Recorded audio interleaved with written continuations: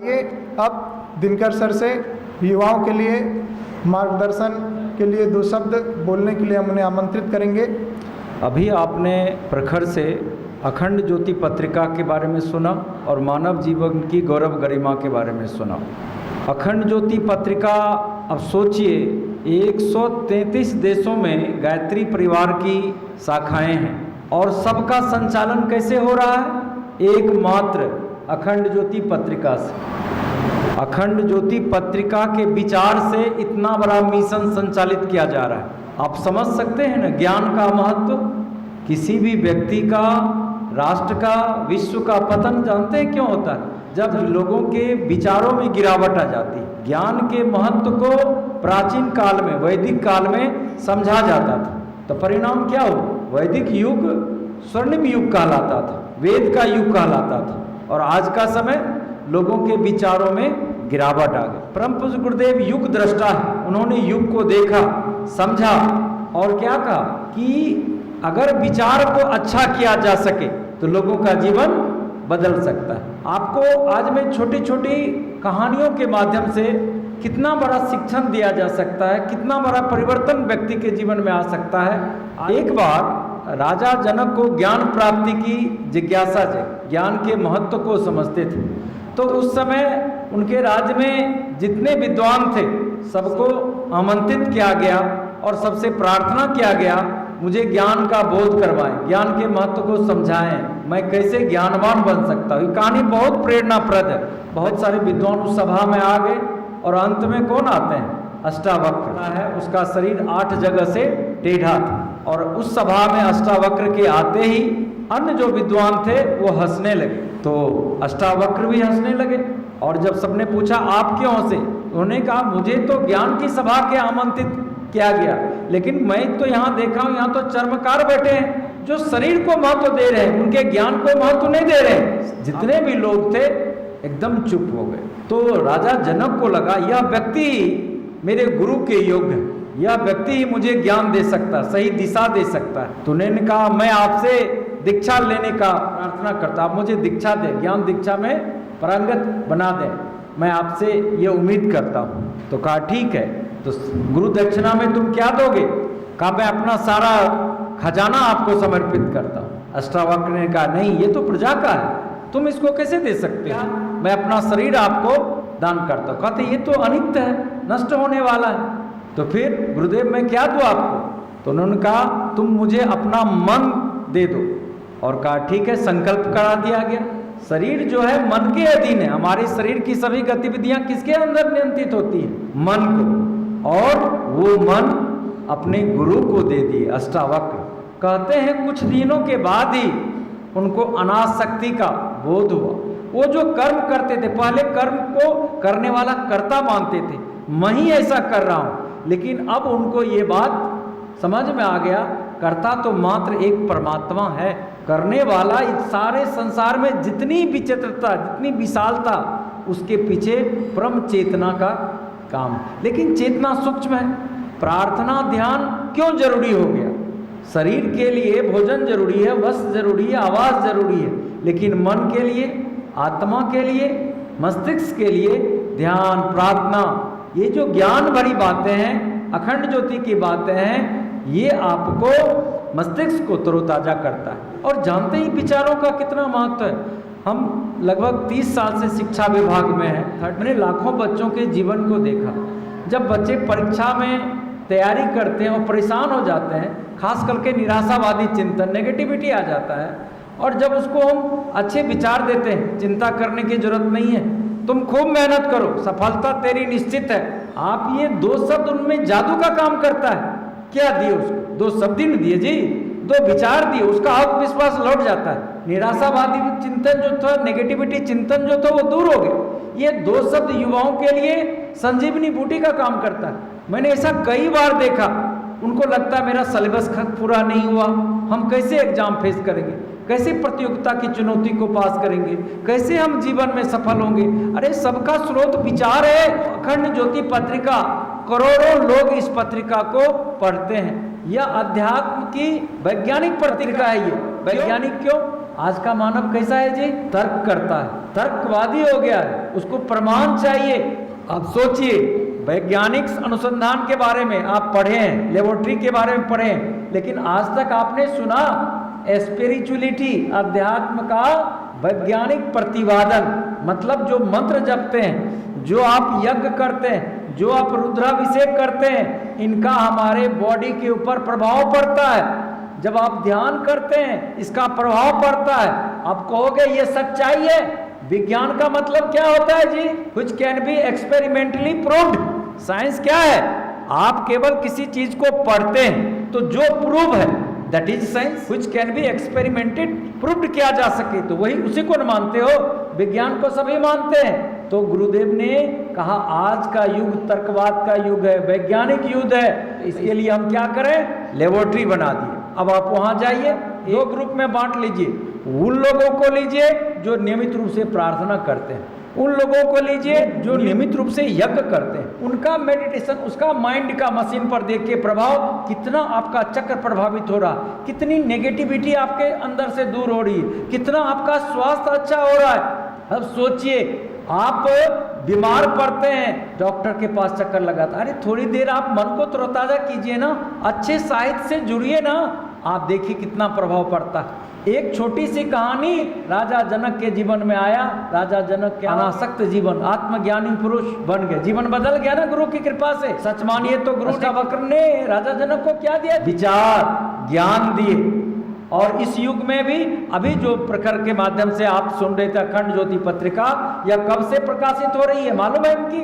1940। और इतने साल में अभी भी विश्व के कोनों कोनों तक ये मैगजीन नहीं पहुंच रही है, पत्रिका नहीं पहुंच रही है। कभी समय निकाल के पढ़ना। और गुरुदेव इसी पत्रिका के माध्यम से एक विलक्षण बात बताए।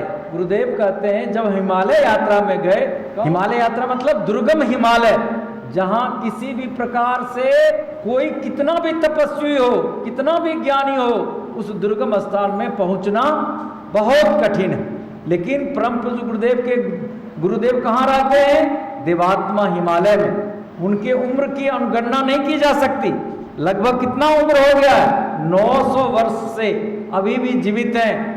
और अब ये कहिएगा कौन सा शरीर? तो हम लोगों का 3 शरीर है, स्थूल शरीर, सूक्ष्म शरीर, कारण शरीर। और कारण शरीर में ही आत्म चेतना का वास हो। तो वहां पर उनके ऋषियों ने क्या कहा कि अखंड ज्योति पत्रिका, प्राचीन काल में जितने भी महामानव हुए, महर्षि अरविंदो घोष का नाम जानते हैं, स्वतंत्रता युग के महान संत थे। उनके तप के माध्यम से हम लोगों को आजादी प्राप्त हुई। अरविंदो घोष का नाम सुने, महर्षि रमन का नाम। ये लोग क्या किए? तप के माध्यम से अच्छे अच्छे स्वतंत्रता युग में इतना प्रचंड प्रवाह किए कि देश आजाद हो गया। अब हम लोग अपने युग के एक ऐसे महामानव का अवतरण इस देश में हुआ। कहां पर? आवलखेरा में। इनकी जीवनी को आप जरूर जानें। इनकी जीवनी कहां पढ़ेंगे आप? हमारी वसीयत और विरासत, परम पूज्य गुरुदेव के द्वारा लिखा गया है ये, आप इनको जरूर जाने। भविष्यवाणी है परम पूज्य गुरुदेव का, मैं इस युग को बदल दूंगा।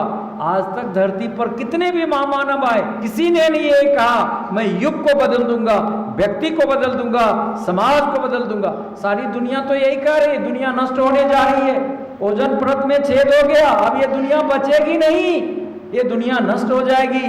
चारों ओर क्या हो रहा है? पापाचार, यौनाचार, दुराचार, अखबार के पन्ने पन्ने पर क्राइम की घटनाएं घट रही है। फिर समाधान क्या है? समाधान एक ही है, सद्बुद्धि, मानव में पुनः उस विश्वास को जगाना।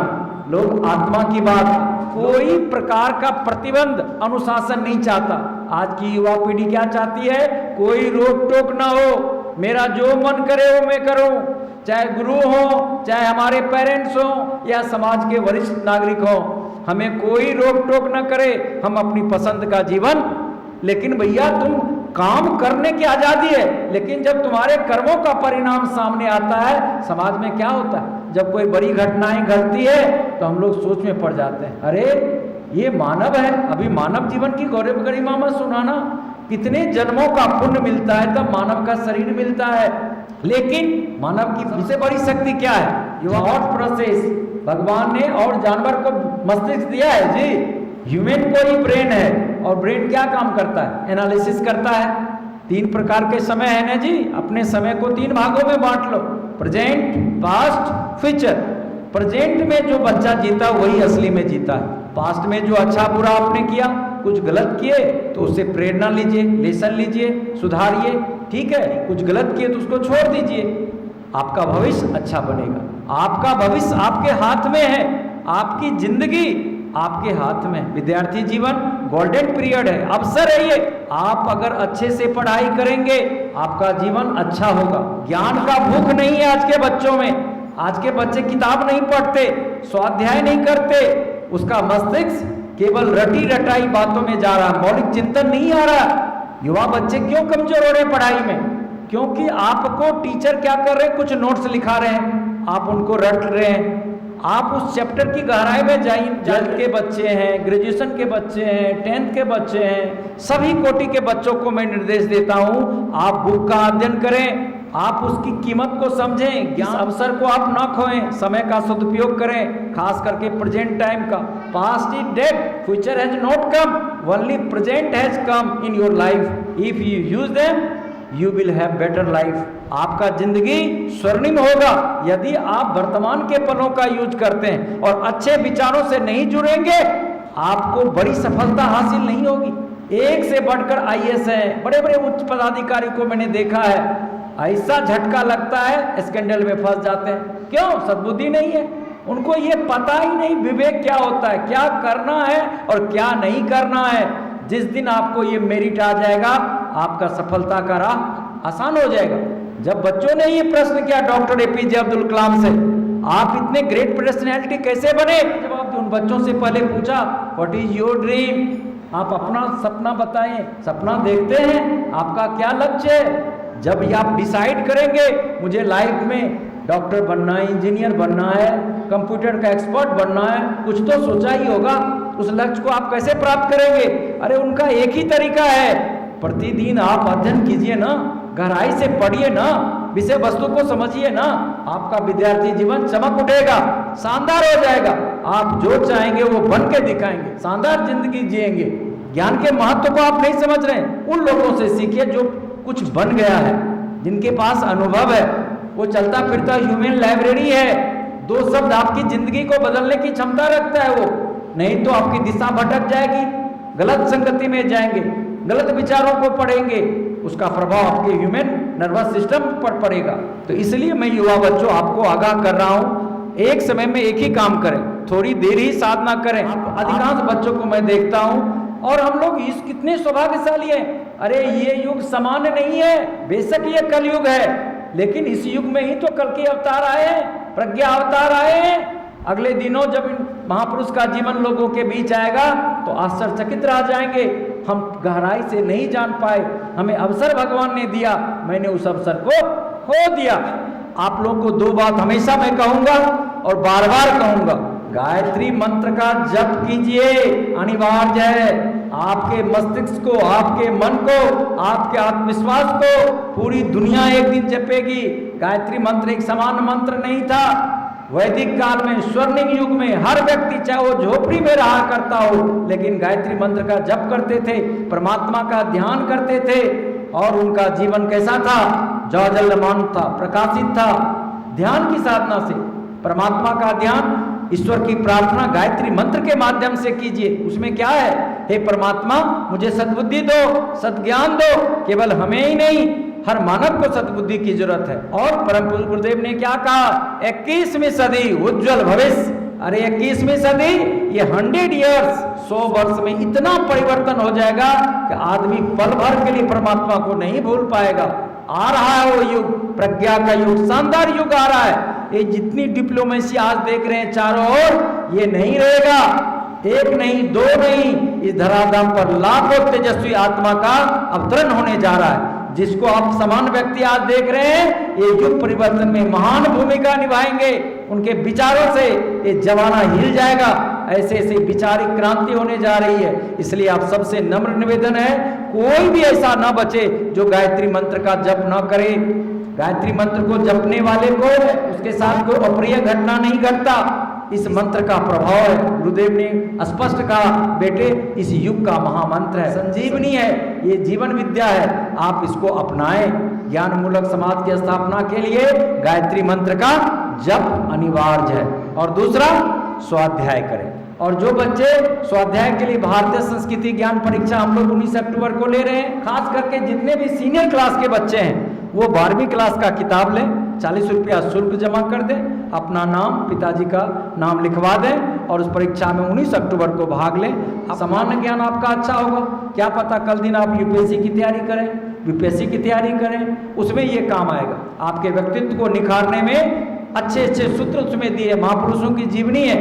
ये भारतीय संस्कृति ज्ञान परीक्षा बच्चों के लिए ही है, हमारे नौनिहाल बच्चे की जिंदगी संवर जाए, उनका व्यक्तित्व अच्छा हो जाए, इसके लिए 1994 से लगभग अभी तक कम से कम 5 करोड़ बच्चे इससे लाभ उठा चुके हैं। हम चाहते हैं हमारे प्रज्ञा संस्थान, कंप्यूटर संस्थान के बच्चे भारतीय संस्कृति ज्ञान परीक्षा में भाग लें, उस किताब को पढ़ें और 19 अक्टूबर की परीक्षा में भाग लें और विचार चेतना से, स्वाध्याय से जुड़ें।